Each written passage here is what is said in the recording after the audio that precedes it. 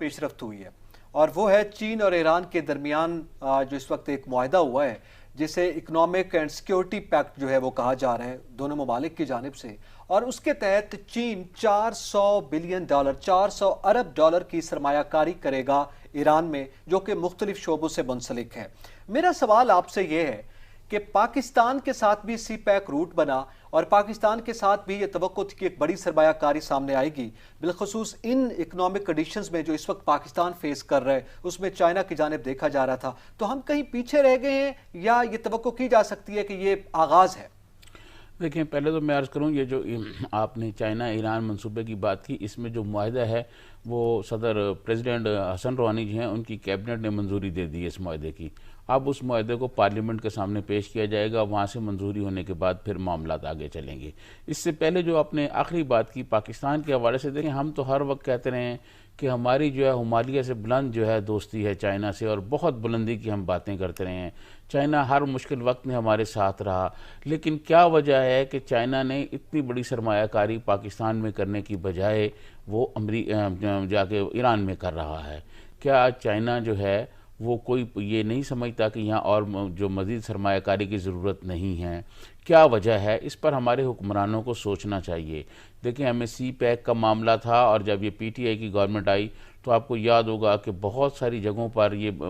باتیں ہو رہی تھیں، خود حکومتی وزراء بھی کر رہے تھے، باقی لوگ بھی کر رہے تھے کہ جناب یہ سی پیک جو ہے اب بند ہو جائے گا، اس کو کلوز کر دیا جائے گا۔ اس اقتدار میں آنے سے پہلے آپ کو یاد ہوگا prime minister Imran Khan container پہ کھڑے ہو کے کہتے تھے کہ سی پیک کے ساتھ جو معاہدے ہوئے ہیں ہم چائنا میں، وہ سارے معاہدے جو ہیں وہ پارلیمنٹ میں پیش کیے جائیں، وہ عوام کو بتایا جائے۔ وہ مہنگے قرضے، انہوں نے کہا جی مہنگے قرضوں پہ یہ منصوبے شروع کیے جا رہے ہیں، یہ بہت مہنگے قرضے لیے جا رہے ہیں۔ تو یہ جو باتیں تھیں، میرے خیال میں یہ ساری باتیں ہونے کے بعد شاید چائنیز نے اب سمجھا کہ وہ وہاں پر جو ہے نا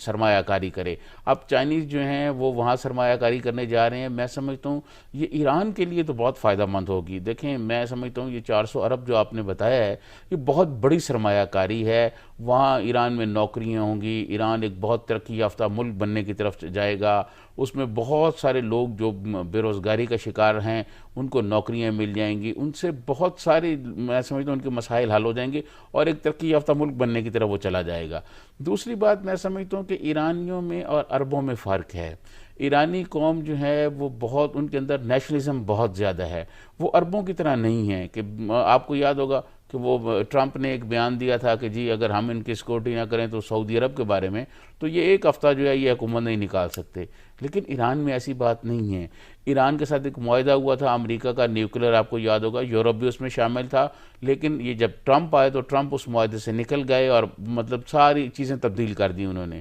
اب میں سمجھتا ہوں کہ چائنیز کے ساتھ معاہدہ کر کے خود امریکن کے لیے بھی پریشانی ہے۔ اب امریکن اخبارات میں بڑے لمبے لمبے آرٹیکل چھپ رہے ہیں اس ڈیل کے بارے میں۔ تو یہ جو ڈیل ہے میں سمجھتا ہوں یہ آپ ٹھیک کہہ رہے ہیں کہ ہم دوستی کا دعویٰ بھی کرتے رہے ہیں۔ پاکستان میں اگر اتنے پیسے اور زیادہ سرمایہ کاری ہو جاتی تو پاکستان اور ترقی کرتا، لیکن یہ کیا وجوہات ہیں، یہ اب سوچنے کی بات ہے کہ اتنی بڑی سرمایہ کاری جو ہے ہم چین ہمارا دوست ہے وہ ایران میں کرنے جا رہا ہے۔ جی یہ جو ابھی سی پیک روٹ کی بات ہوئی ہے، کیا آپ سمجھتے ہیں کہ یہ چائنا کی ابتدا میں یہ بات ہوئی ہے پاکستان کو کسی حد تک فائدہ ہو سکتا ہے، لیکن ظاہر ایک واضح ڈیل جو ہے وہ ابھی اس طرح سے سامنے نہیں آئی؟ سی پیک کے حوالے سے ہمارے ایگریمنٹس موجود ہیں جسے خود پی ٹی آئی حکومت نے ایک زمانے میں متنازع کیا اور پھر اس پہ معافیاں بھی مانگی گئی۔ اب آپ آئندہ دنوں میں کیا دیکھ رہے ہیں، موجودہ پاکستان کی حکومت کی حکمت عملی اور چائنا کا معاملہ؟ دیکھیں، میں سمجھتا ہوں کہ ہم جو ہے چائنا جو ہے اس نے ہمارے ساتھ جو معاہدے کیے ہیں ان پر عمل درآمد ہمیں کرنا پڑے گا۔ اگر ہم نہیں کریں گے تو یہ یقیناً ہمارے لیے بھی نقصان دہ ہوں گے، اور چائنا کی ناراضگی ہم افورڈ نہیں کر سکتے، چائنا کو ہم ناراض نہیں کر سکتے۔ اور یہ جو کہا جاتا ہے کہ ہم گو سلو کی پالیسی پر ہیں، میرے خیال میں وہ گو سلو پالیسی نہیں ہونی چاہیے، اور ہمیں سی پیک کر جتنے منصوبے ہیں ان کو جلد از جلد مکمل کرنا چاہیے۔ میرے خیال میں اس جانب بھی ایک سرمایہ کاری کا دور آئے گا، لیکن وہ جو روٹ کا حصہ ہے ایک تو وہ ہے، اور دوسرا اس کا ایک پہلو ہے اسٹریٹجک پہلو، جس کے تحت اس میں کیونکہ جیسے ابتدا میں کہا گیا اس ڈیل کو اگر آپ پڑھیں تو اس میں بھی یہ بات کی گئی ہے، اس کے شروع میں تو لکھا گیا کہ دو ایشیا کے قدیم ممالک کے درمیان یہ تجارتی، ثقافتی، سیکیورٹی کے حوالے سے اور معاشی طور پر ایک بڑا اہم معاہدہ ہے۔ لیکن ادھر سے بڑا پروڈیوسر ہے ایران تیل کا، آپ کے علم میں ہے، اور نیوکلیر ڈیل کا آپ نے حوالہ دیا، براک اوباما کے دور سے یہ نیوکلیر ڈیل کینسل کی گئی اور ابھی تک وہ جاری ہے اور بار بار پریشرائز کیا جا رہا ہے، تو وہ بھی نیکسٹ چینج جائے گا۔ تو ایک تو ان دو ممالک کے درمیان جب یہ معاملات کھلیں گے تو اس میں یہ ہو سکتا ہے کہ 2015 میں 2016 سے یہ بات چل رہی ہے اور 6 ممالک اس میں شامل ہیں۔ میں آپ کو عرض کروں کہ یہ جو ہے یہ پیش رفت بالکل درست ہے، لیکن آپ کو یاد ہوگا کہ انقلاب ایران سے پہلے جو شہنشاہ ایران تھے اس زمانے میں ایران امریکہ کے بہت قریب تھا، تو اس کے بعد جب انقلاب ایران ہو گیا تو اس کے بعد امریکہ اور ایران کے تعلقات اتنے اچھے نہیں رہے،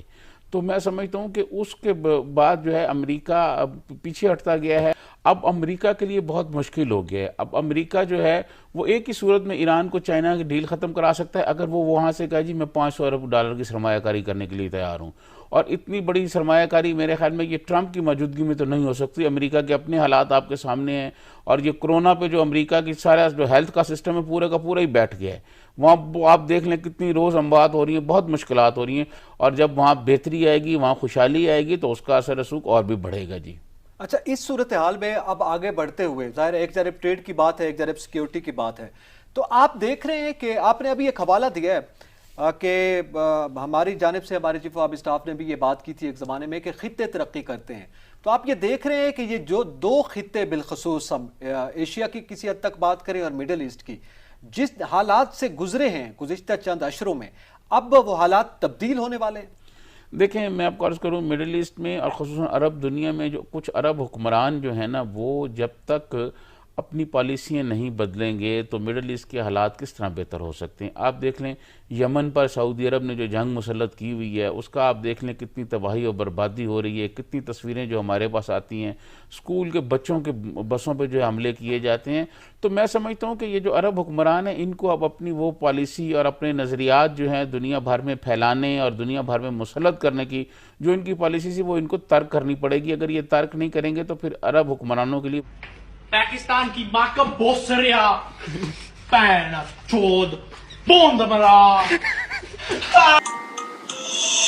پاکستان کی ماں کا بوسدا پاکستان کی ماں کا بوسدا